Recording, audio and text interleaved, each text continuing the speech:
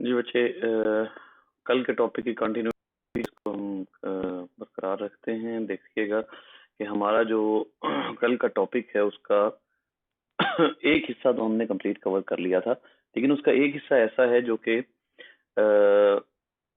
Heart के cycle से मुतालिक नहीं है। मतलब हार्ट में जो सर्कुलेशन है उससे मुतालिक तो नहीं है, बट जो हार्ट की जो यूं कह लीजिए कि जो जब ब्लड है उसकी सर्कुलेशन और ब्लड वेसल और हार्ट का जो रिलेशन है उसके साथ उसका जो है ना वो ताल्लुक है। असल में इस वाले जो अब हम हिस्सा पढ़ने लगे हैं ना पिछले आर्टिकल का, उसमें हम सबसे पहले ये पढ़ेंगे कि heart the blood sorry blood divides into arteries from aorta.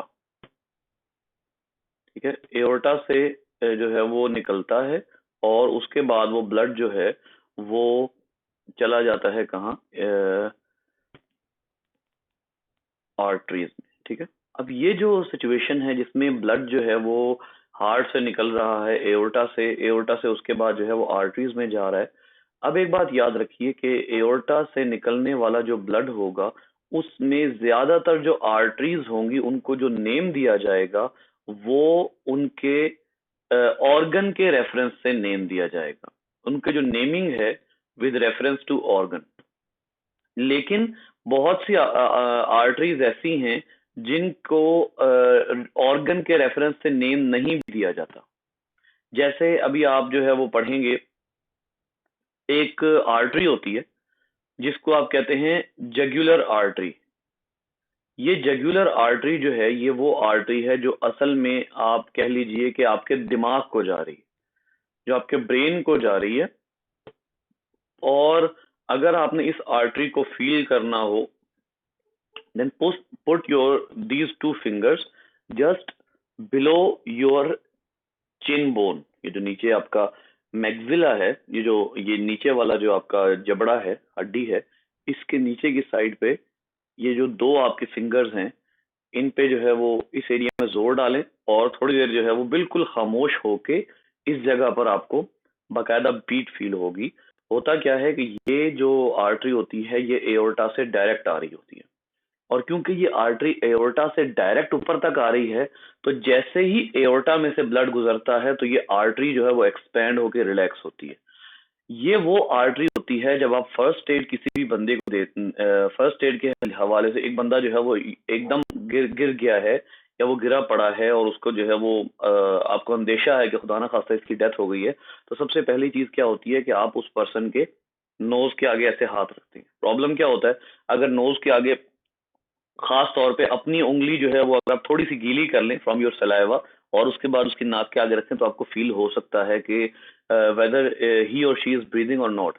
लेकिन दूसरा एक अब इसमें प्रॉब्लम ये हो सकता है कि आपके इर्द गिर्द अगर हवा चल रही हो तो क्या करें, तो ये होता है कि आप इस जगह पर फौरी तौर पे, क्योंकि यहाँ पर बाज़ औक़ात नहीं फील होती बीट, हार्ट इतनी आहिस्ता बीट कर रहा होता है कि आपको उसके सीने पर बीट फील नहीं हो रही होती। फिर क्या करते हैं, ये दो फिंगर्स जो हैं ये आप ऐसे रखते हैं और यहाँ पर आपको उस वेन की जो बीट होती है वो फील हो सकती है। ठीक है, अगर वो आर्टरी सॉरी वेन नहीं आर्टरी की बीट जो है वो आपको फील हो जाती है, और अगर वो आपको फील हो गई है then it means that person is alive. इस बात को, ये चंद एक बातें याद रखने वाली होती हैं। खास तौर पे एक और फर्स्ट एड के हवाले से मैं बच्चों को बताया करता हूँ, ये बातें ज़हन में आ गई तो अब सुन लीजिए कि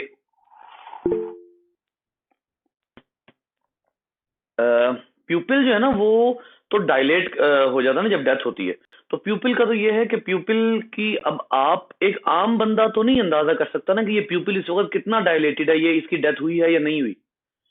ठीक है, आम बंदा नहीं अंदाजा कर सकता जिसको एक्सपीरियंस ना हो। एक पर्सन है जिसने एक्सपीरियंस किया हुआ है कि यार इतना डायलेटेड होगा तो उस बंदे की डेथ हुई है। और बाज़ औक़ात ये होता है कि जब हम इमरजेंसी कंडीशन में होते हैं ना तो हमारे प्यूपिल्स डायलेट करने ही करने हैं।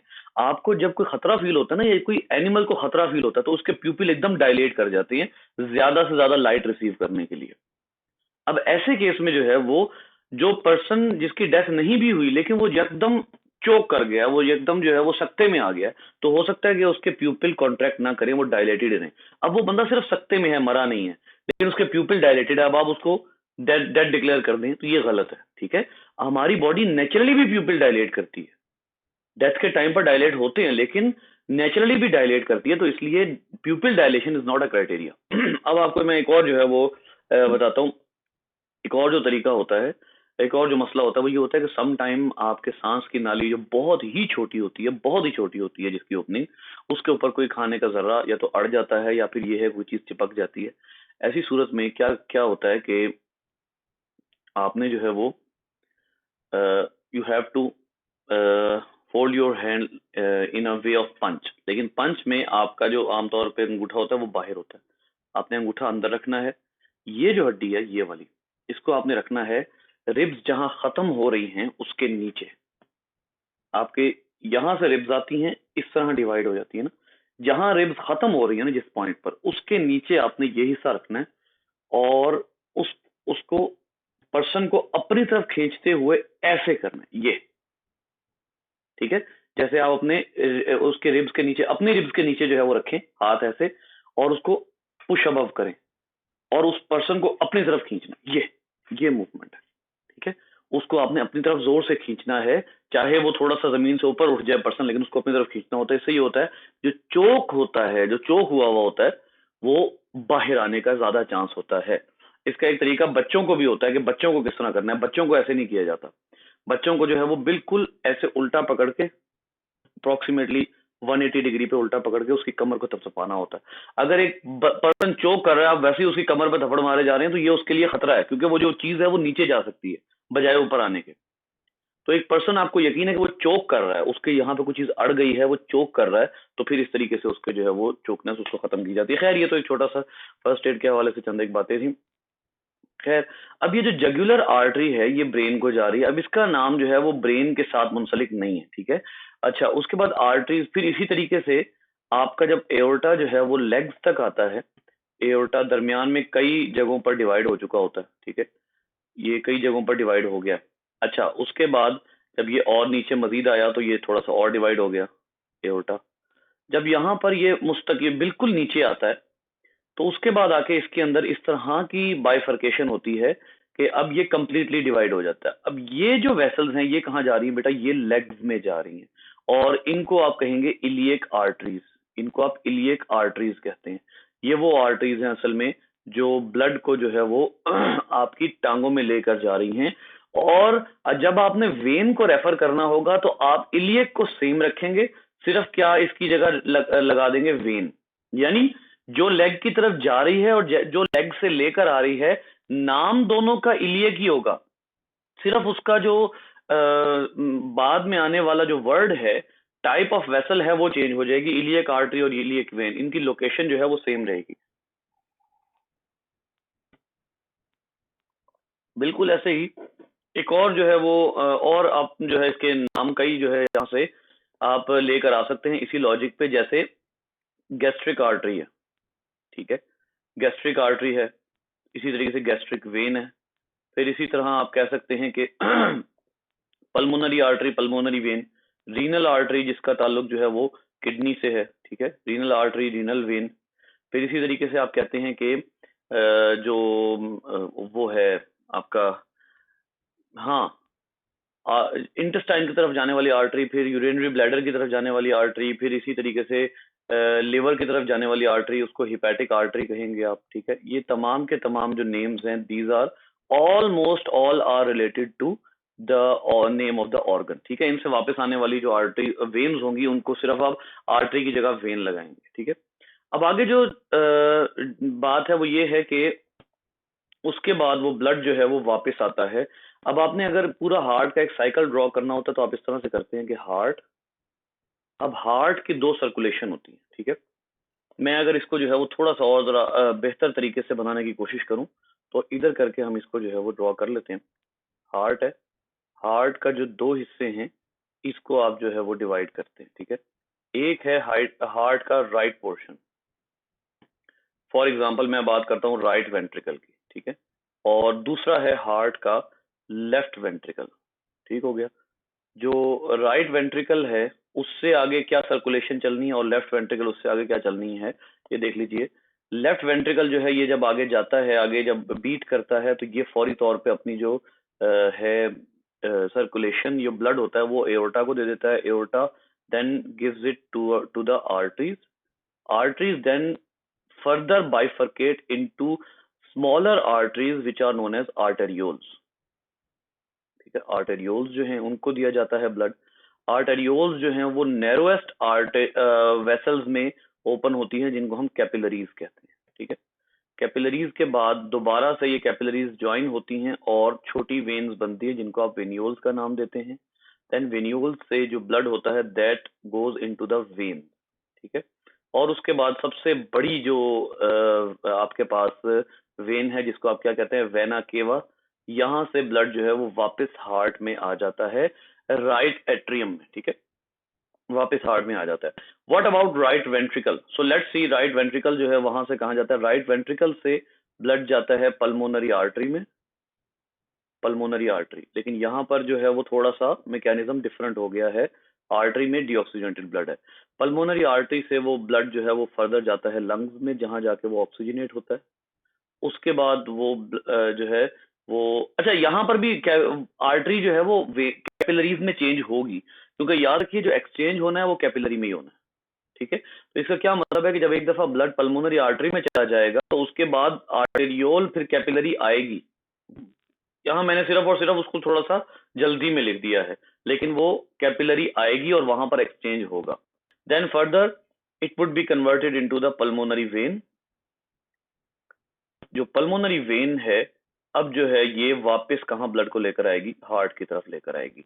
ये जो दो तरह की डिवीजन है ना, इनमें आप ये जो ब्लड आपकी बॉडी में घूमा है ना, जब लेफ्ट वेंट्रिकल से ब्लड सर्कुलेट करवाया गया है आपकी बॉडी में, तो इस सर्कुलेशन को आप कहते हैं सिस्टेमिक सर्कुलेशन। सिस्टेमिक सर्कुलेशन वो होती है जिसमें ब्लड आपकी बॉडी में जाकर वापस आ जाता है, तो उसको आप सिस्टेमिक सर्कुलेशन कहते हैं। दूसरी टाइप की जो सर्कुलेशन है जिसमें जो ब्लड है वो लंग से होकर वापस आता है, उसको आप कहते हैं पल्मोनरी सर्कुलेशन। ठीक है, तो ये अगर आपसे कोई पूछता है what are the types of circulation, then you should be telling them that there are only two types of circulation. One is pulmonary circulation and the other one is systemic circulation। ठीक है, इस तरह से जो है वो आप इसको कह सकते हैं, सर्कुलेशन को डिवाइड करते हैं। लीजिए, उसके बाद जो है वो जो आपका यहाँ पर ये सारी आर्टरीज जो हैं वो आपको बताई गई हैं, आर्टरीज और वेन्स। एक जो नेम है ना वो मैं अब आपको यहाँ बताऊंगा, और वो बहुत ही इंपॉर्टेंट चीज है बेटा। आपको ये बात रियलाइज होनी चाहिए कि मोस्टली क्या होता है कि किडनी, उसके बाद स्टमक, स्टमक के अलावा इंटेस्टाइन, और खास तौर पे किडनी और इंटेस्टाइन, इन दो जगहों से जब वेन निकलती है ना, रीनल वेन,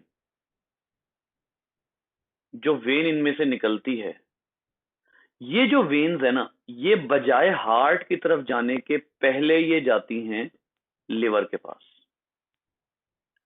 लिवर इनको जो है वो डिटॉक्सिफाई करेगा, जज करेगा इनमें क्या कमी है, क्या चीज इजाफी है, उस हवाले से डिटॉक्सिफाई। खास तौर पे इंटेस्टाइन से जो भी कुछ होता है ना, वो कभी भी डायरेक्ट हार्ट में नहीं जाता। ये बात भी आप अंडरस्टैंड कर लीजिए, कोई भी शय इंटेस्टाइन से डायरेक्ट हार्ट में नहीं जाएगी सिवाय फैट्स के।